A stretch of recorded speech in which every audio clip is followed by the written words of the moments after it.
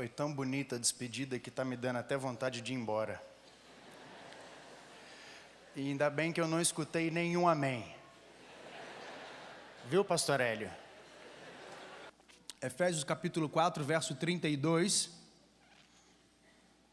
Se você já achou essa passagem, a carta de Paulo ao povo de Éfeso,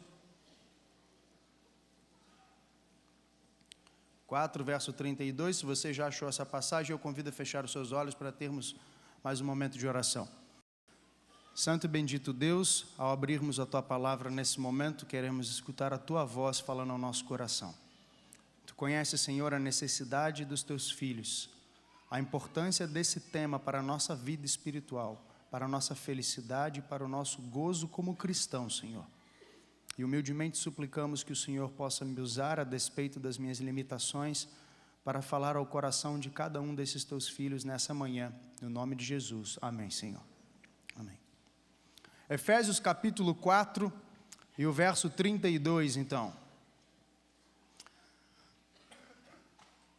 Antes, sede uns para com os outros benignos, compassivos, perdoando-vos uns aos outros, como também Deus em Cristo vos perdoou.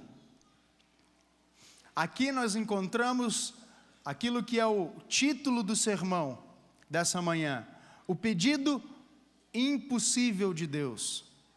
Deus, através de Paulo, nos exorta a perdoarmos aos outros, assim como Deus perdoou a cada um de nós.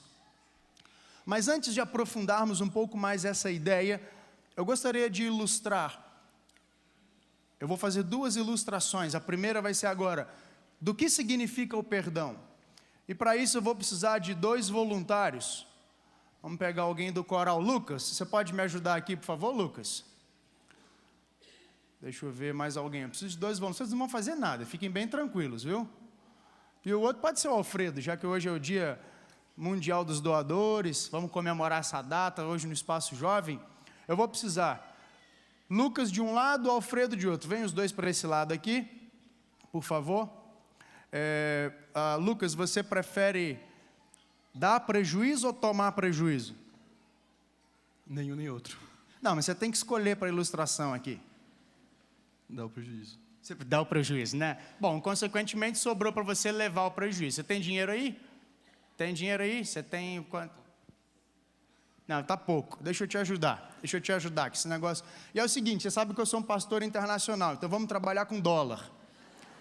Então aqui estamos $100. E você vai fazer o seguinte, você vai emprestar $100 para o Lucas. Já que o Lucas prefere dar prejuízo, você, por favor, pode emprestar os $100 para ele. Lucas, você pode agradecer ao Alfredo. Fala, pago quando puder. Mas ele não pôde pagar. Ele, infelizmente, teve um outro problema. Ele devia a uma outra pessoa. E então, ele não pagou para o Alfredo. Agora, o Alfredo, ele vai fazer o seguinte. O Alfredo vai perdoar a dívida do Lucas. Você pode perdoar essa dívida? Perdoo sim. Não tem problema não, eu esqueço. Você viu que ele está bem feliz ao perdoar a sua dívida. Bem realizado. Deixa eu fazer uma pergunta para vocês, irmãos. O Alfredo perdoou a dívida de $100 do Lucas, certo? Isso foi o combinado aqui. Agora deixa eu perguntar, isso significa que o Alfredo não tem mais o prejuízo? Sim ou não? Muito bem, que bom que você está acordando. Vou fazer a pergunta de novo. O Alfredo perdoou a dívida de $100 que o Lucas tinha para com ele. Isso significa que não existe mais o prejuízo? Sim ou não? Ele continua sem os $100 dele? Ele perdoou? Perdoar significa que ele continua com o prejuízo? Sim, ele continua sem os $100 dele. Pode sentar lá, Alfredo. Muito obrigado, Lucas. Obrigado. Eu só vou precisar dos $100 para o segundo culto, tá? Então deixa aqui meus $100. Perdoar é isso, irmãos. Perdoar é você assumir essa perda. É você aceitar esse prejuízo. E perdão, nada mais, nada menos, é o quê? Do que uma grande perda. Você tem um carro grande, é um carrão. Uma perda grande é um perdão.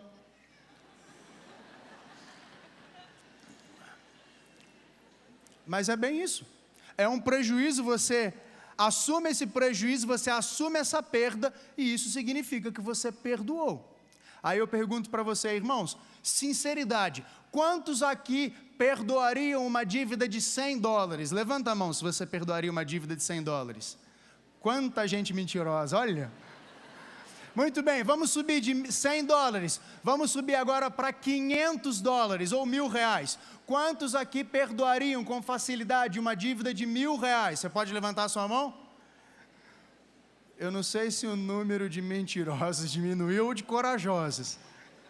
Irmãos, eu estou querendo ilustrar com isso o seguinte fato: o ponto é que é fácil perdoar, sim ou não? Não é fácil perdoar.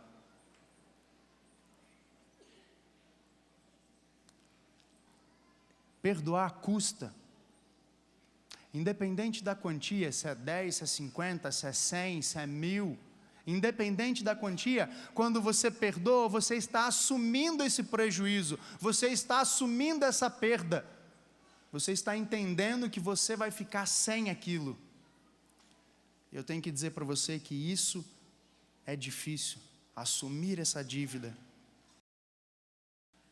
Agora eu queria mostrar para você, voltando ao texto, eu queria mostrar para você, o texto diz assim: como também Deus em Cristo vos perdoou, nós devemos perdoar ao nosso próximo. Você já parou para pensar ou quantificar o tamanho do perdão de Deus? Pois Jesus contou uma parábola em que ele ilustra o tamanho do perdão de Deus. Eu gostaria de convidar você para abrir a sua Bíblia, lá em Mateus capítulo 18, numa das parábolas de Jesus, quando ele ilustra essa ideia. Os discípulos estão discutindo sobre o perdão, quantas vezes deve perdoar um irmão culpado, e Jesus de repente começa a contar essa parábola. Bom, 3 razões pelas quais Jesus falava através de parábola. Primeiro, era muito popular, na época de Jesus, eram comuns as pessoas contarem histórias usando parábolas. Segundo, a parábola era de fácil compreensão. Jesus contava coisas, ensinava relatos, e à medida que eles iam vivendo o dia a dia deles, eles iam aos poucos internalizando aquela mensagem. Quando Jesus falava do trigo e do joio, eles, quando se deparavam com a plantação de trigo, eles olhavam, se lembravam do ensino de Jesus. E a terceira razão por que Jesus falava em parábolas é porque existiam pessoas que estavam prontas para condenar a Jesus. Então a parábola ajudava Jesus a falar de uma forma indireta. Ele conseguia pregar alguns assuntos sem que as pessoas de fato entendessem. Somente os sinceros conseguiam entender. A carapuça servia para alguns apenas. Então Jesus, sabendo que o seu tempo não havia chegado, não podia falar algumas verdades de forma explícita. Vamos ler então Mateus capítulo 18, a partir do verso 23.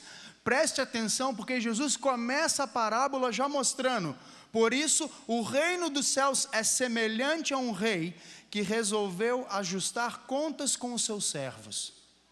O reino dos céus é semelhante a um rei. Continua então o verso 24. E passando a fazê-lo, trouxeram-lhe um que lhe devia 10.000 talentos. Não tendo ele, porém, com o que pagar, ordenou o Senhor que fosse vendido ele, a mulher, os filhos e tudo quanto possuía, e que a dívida fosse paga. Então o servo, prostrando-se reverente, rogou: sê paciente comigo, e tudo te pagarei.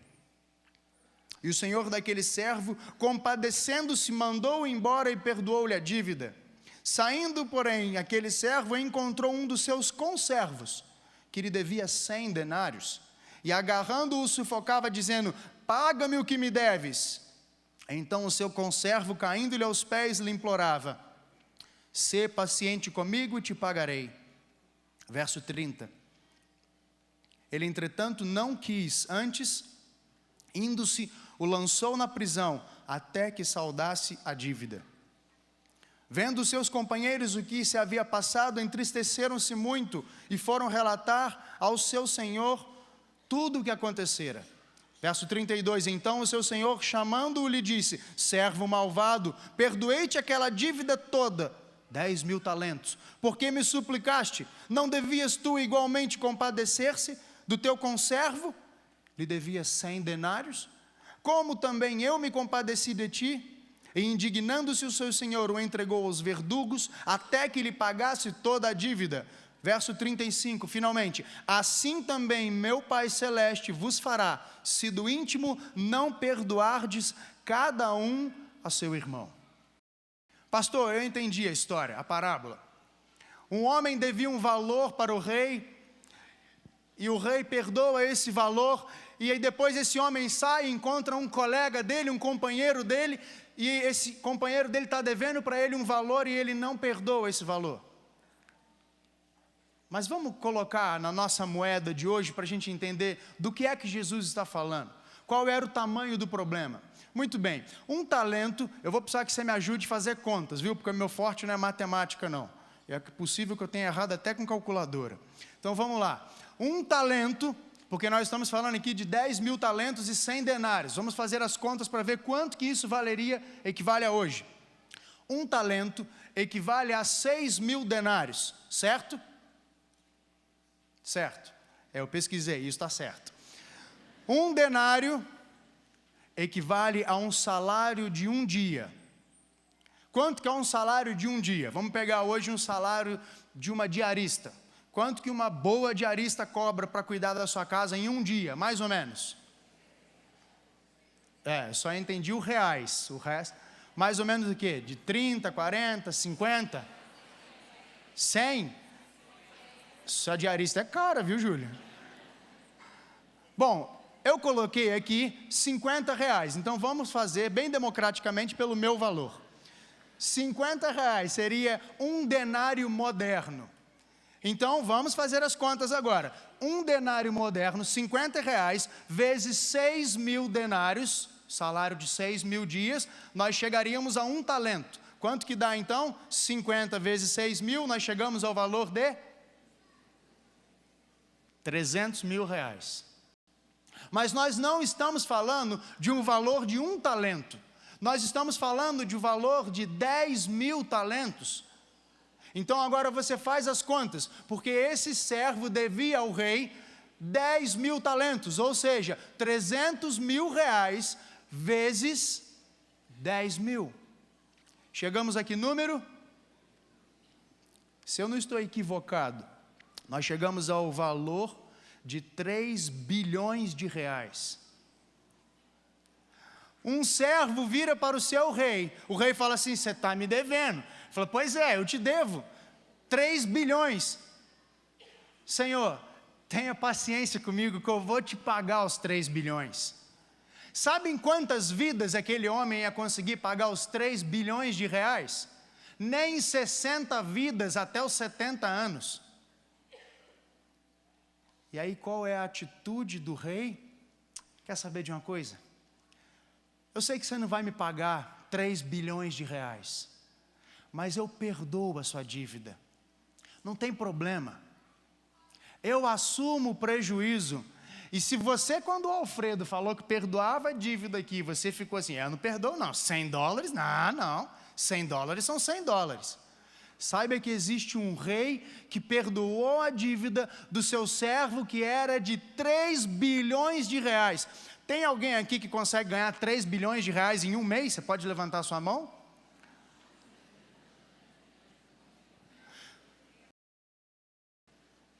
Eu ainda estou dando tempo para você levantar a sua mão. Tem alguém aqui que vai conseguir ganhar 3 bilhões de reais na sua vida? Que bom, senão eu ia pedir oferta para você, para a nossa construção. Irmãos, esse servo que recebe um perdão de 3 bilhões de reais, está saindo dali, feliz da vida, eu fui perdoado, eu devia 3 bilhões. Wilson, você me deve 100 denários. 100 denários modernos seria quanto? Vamos fazer a conta. 50 reais vezes 100, nós chegamos aqui número? 50 reais vezes 100, nós chegamos aqui número? 50 mil? 5 mil? Vocês têm certeza disso? Muito bem. O Wilson me enxerga, eu devo 50 mil para ele, 5 mil para ele. E aí o que acontece? Eu acabei de ser perdoado 3 bilhões. É o seguinte, Wilson, sabe aquele 5 que você está me devendo aí, cara? Você vai ter que pagar. Não, mas me dá um tempo, porque eu vou conseguir esse dinheiro, eu tiro muitas fotos e tal, e eu vou conseguir esse dinheiro. Fala assim, não tem dinheiro. Ou não tem tempo, ou você paga ou você vai para o chilindró. Ou você paga ou eu te lanço aos verdugos. Não, mas me dá um tempo, seja paciente comigo, pastor. Não, ou você paga. Deixa eu fazer uma pergunta, vocês acham que o Wilson, responde sim, tá? Vocês acham que o Wilson ia conseguir pagar os 5 mil reais? Obrigado. Eu não ia nunca conseguir pagar os meus 3 bilhões, mas o Wilson conseguiria pagar os 5 mil. Qual deveria ser a minha postura? Eu te dou um tempo. Não tem problema, Wilson. Tome o seu tempo que você vai me pagar. Ou então, melhor ainda, Wilson, eu acabei de ser perdoado 3 bilhões, eu estou tão feliz. Não são esses 5 mil aí que vão... Eu perdoo essa tua dívida também. Jesus conta essa parábola para ilustrar o tamanho da dívida que nós temos com Ele. Irmãos, essa parábola nos mostra a disposição de Deus em te perdoar e te salvar, e a incapacidade humana de pagar uma dívida tão alta que é a dívida do pecado. Mas em nossa cegueira espiritual, nós dizemos para o Senhor, Senhor, me dê um tempo, porque através das minhas boas obras eu vou pagar aquilo que eu lhe devo. Mas Deus assume toda a nossa dívida, Ele aceitou a perda, e que grande perda, que perdão, Ele arcou com prejuízo. A iniciativa, no que diz respeito à parábola, é totalmente divina, e a parábola nos mostra, no nosso relacionamento com Deus, como Ele se comporta conosco, o interesse e o amor que Ele tem por cada um dos seus filhos. Mas a partir do verso 28, mais precisamente do verso 28 ao 31, quando você lê a parábola, você percebe uma virada. O relacionamento passa a não mais ser homem e rei, ou seja, ser humano e Deus, mas agora na horizontal, homem e homem. Quando ele então encontra um semelhante que lhe deve um valor muito menor. Nós condenamos os outros por suas dívidas e esquecemos que nós mesmos temos o nosso nome no SPC do céu. Encontramos conservos com dívidas infinitamente menores que a nossa para com Deus, e ainda assim não aceitamos perder, não perdoamos. Não somente julgamos o nosso semelhante, mas também o condenamos, tomando assim o lugar do rei.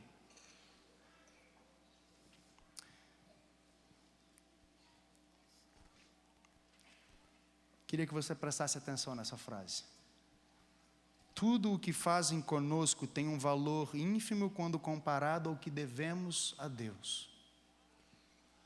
Tudo o que fazem conosco tem um valor ridículo quando comparado com o que nós fazemos a Deus. E sabe o que é pior, irmãos? Se nós parássemos aqui, já era motivo para a gente parar e puxa. Às vezes eu sou tão duro de coração que eu não perdoo por causa daquelas picuinhas. Mas quando você ainda encontra na Bíblia a maneira como Deus perdoa, a situação fica um pouco pior. Porque o perdão de Deus vai além dos 3 bilhões de reais. Miqueias 7,19 diz assim: tornará a ter compaixão de nós, pisará aos pés as nossas iniquidades e lançará todos os nossos pecados nas profundezas do mar. Deus pega os seus pecados, você deve 3 bilhões, Ele pega isso e lança nas profundezas do mar. Irmãos, existem locais no oceano em que a profundidade chega a mais de 11 mil metros. Você não consegue encontrar. Deus, Ele não somente lança os pecados nas profundezas do mar quando Ele te perdoa, como Ele ainda diz, Isaías 43, verso 25, eu mesmo sou o que apago as tuas transgressões, por amor de mim e dos teus pecados não me lembro. Deus não somente lança os seus pecados nas profundezas do mar, como Ele ainda diz assim: filho, eu não me lembro do seu pecado. Quando eu te perdoo mesmo. Eu não consigo nem mesmo me lembrar do que você fez. Se você pedir perdão a Deus, Deus vai perdoar você e não vai lembrar do seu pecado. É isso que a Bíblia está dizendo. Agora vem o pedido impossível de Deus: perdoar como Ele o faz. A parábola do credor incompassivo mostra a disposição de Deus em nos perdoar e nos aceitar, mesmo sendo ainda devedores, pecadores. A mensagem popularizada do perdão é clara: faça aos outros aquilo que Deus fez por você. E o que Deus fez? Perdoou uma dívida de 3 bilhões. Lança a sua dívida nas profundezas do mar, tão fundo que ele nem mesmo se lembra daquele problema, daquele pecado. E é aqui que nós temos um problema. Deixa eu contar para vocês, normalmente quando eu vou fazer semana de oração fora, eu gosto de chegar na igreja 1 hora antes e ficar na igreja, na sala pastoral, atendendo.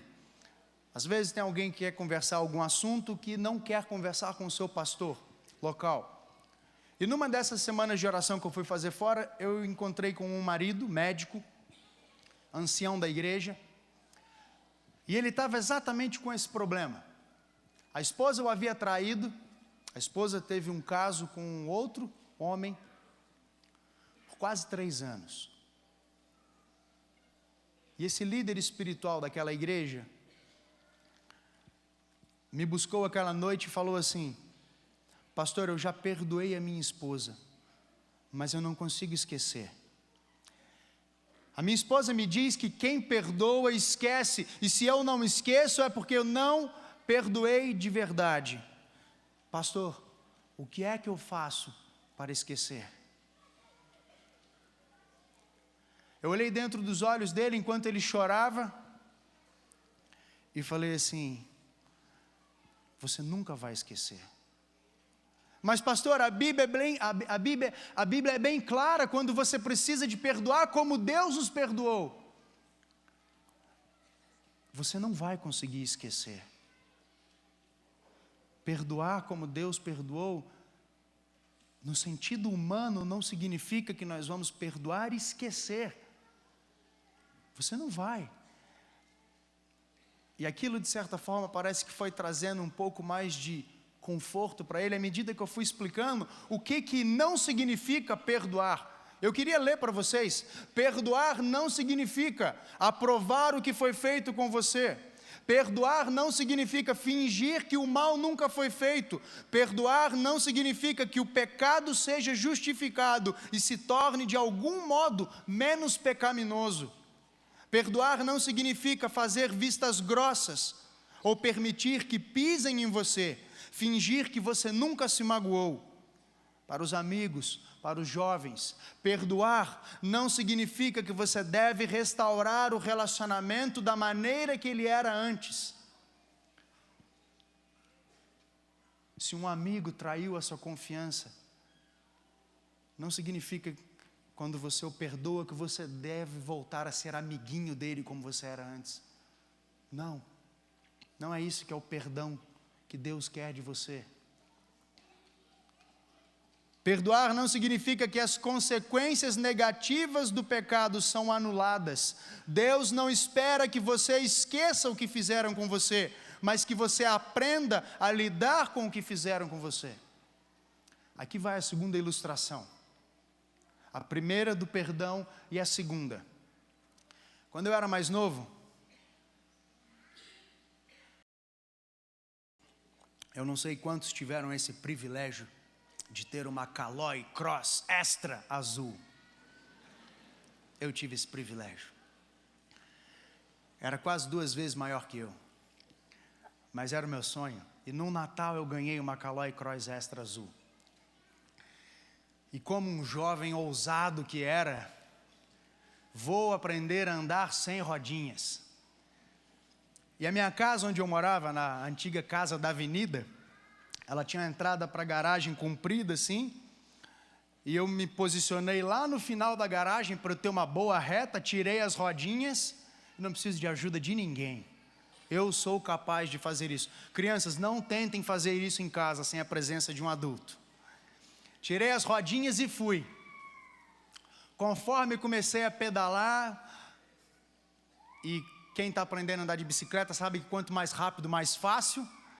Comecei a ganhar velocidade para alcançar equilíbrio, e a minha alegria foi acabando à medida que a reta também foi terminando. E foi então que eu me dei conta que eu precisaria fazer uma curva que não estava no programa. E falei, agora não tem jeito, ou é o chão ou é a curva, vamos para a curva. Comecei a fazer a curva e percebi que a bicicleta era grande demais para aquela curva.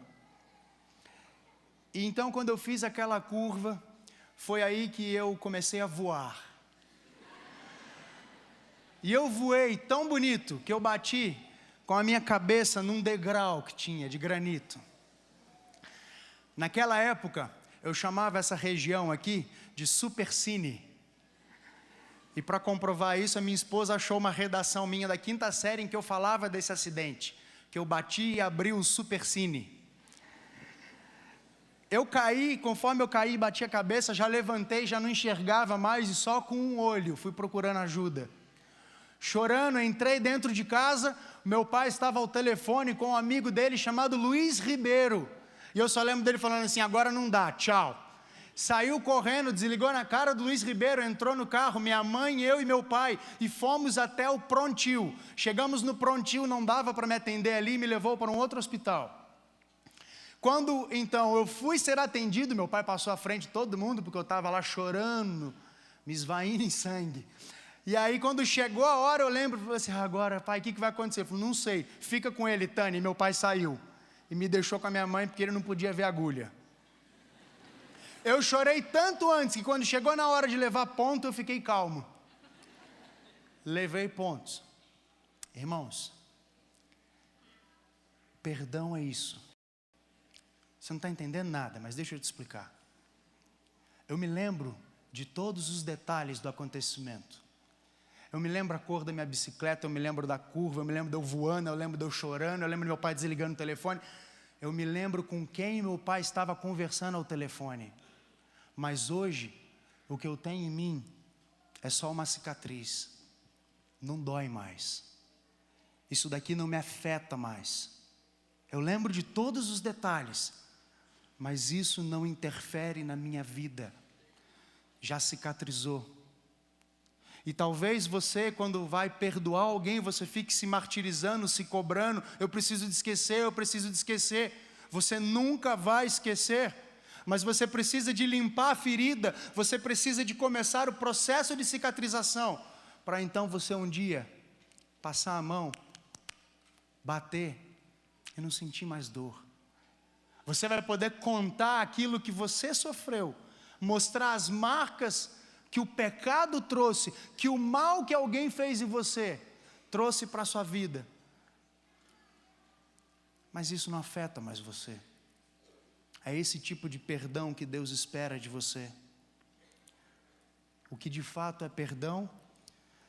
Perdão é uma escolha consciente de liberar os outros dos pecados cometidos contra você, para que você possa ser liberto. Preste bem atenção, perdão é uma escolha consciente de libertar os outros dos pecados cometidos contra você, para que você possa ser liberto. Você não perdoa por causa do outro, você perdoa porque você merece ser feliz. E muitos vivem como eu, carregando um problema nas costas, aonde quer que eles vão, eles carregam o mal que outros fizeram na vida deles. E isso atrapalha, porque às vezes você precisa de... E você não consegue, porque você está carregando aquilo. Irmão, abandone aquilo que está te fazendo mal. Perdoe. Não pelo outro. Talvez a pessoa nem vai ficar sabendo que você o perdoou. Mas abandone, porque você merece ser feliz. Você foi criado por Deus para ser feliz. E não perdoar transforma você em uma vítima perpétua daquele que o feriu. Tenho certeza que os psicólogos que aqui congregam sabem muito bem o que eu estou falando, quando eles atendem pessoas que têm dificuldade em perdoar, pessoas que vivem presas ao passado e não conseguem o equilíbrio emocional, a felicidade, porque não conseguem se desvincular das malas que elas carregam ao longo da vida. Termino dizendo que, em um sentido mais profundo, o perdão é algo entre você e Deus. A sua disposição em perdoar é diretamente proporcional à sua consciência do quanto você foi perdoado. E eu digo para você, irmãos, o perdão não é para os fracos ou para os tímidos, mas para os fortes. Perdão é para aqueles que têm a coragem de deixar o passado para trás e carregar no seu corpo apenas as cicatrizes do mal. Deus não espere que você perdoe o seu semelhante exatamente como Ele fez por você, porque Ele sabe que você não vai conseguir. Nós não somos como Deus. Mas a nossa compreensão do que Deus fez por nós nos ajudará a determinar o que eu farei pelo meu semelhante quando ele pecar contra mim. Que Deus te abençoe. Que Deus te ajude a perdoar. Talvez você precise perdoar o seu cônjuge. Talvez você, jovem, precise perdoar o seu pai.